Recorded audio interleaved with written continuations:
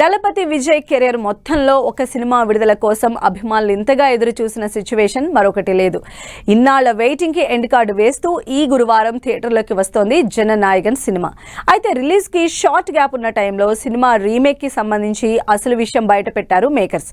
మరి all of sudden గా reveal చేయడం వెనుకున్న అసలు స్ట్రాటజీ ఏంటి? Tamil Nadu CM Thalapathy Vijay pan India cinema Jananayagan remake అని ఓపెన్ అయ్యారు డైరెక్టర్ హెచ్ వినోద్. తెలుగులో నందమూరి బాలకృష్ణ హీరోగా అనిల్ రావుపూడి తెరకెక్కించిన భగవంత్ కేసరి సినిమాను 50% రీమేక్ చేసినట్లు ఓ ఇంటర్వ్యూలో ఓపెన్ అయ్యారు H Vinod. Jana Nayagan first half లో 60%, అలాగే సెకండ్ హాఫ్ లో 20% బాలయ్య భగవంత్ కేసరి ఛాయలు ఉంటాయన్నారు. దీంతో తెలుగులో జననాయకుడు పేరుతో వస్తోన్న ఈ సినిమాలో విజయ్, బాలయ్య స్క్రీన్ ప్రెజెన్స్ ను ఎంతవరకు మ్యాచ్ చేస్తారనే చర్చ జరుగుతోంది.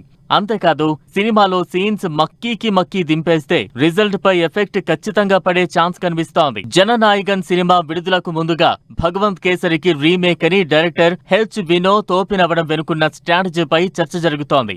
మిగతా తమిళ స్టార్ హీరోలతో పోలిస్తే టాలీవుడ్ లో దళపతి విజయ్ కు అనుకున్నంత మార్కెట్ గానీ ఫ్యాన్ బేస్ గానీ చాలా తక్కువే. కాకపోతే విజయ్ తన ఫిల్మ్ కెరీర్ కి జననాయకన్ తోనే ఫుల్ స్టాప్ పెడుతుండటంతో ఈ సినిమా ఎలా ఉంటుందనే క్యూరియాసిటీ అందరిలో కనిపిస్తోంది. దీంతో జననాయకన్ మేకర్స్ లాస్ట్ మూమెంట్ లో టాలీవుడ్ ఆడియన్స్ అటెన్షన్ గ్రాబ్ చేసేందుకు అసలు విషయం ఒప్పుకున్నట్టు తెలుస్తోంది.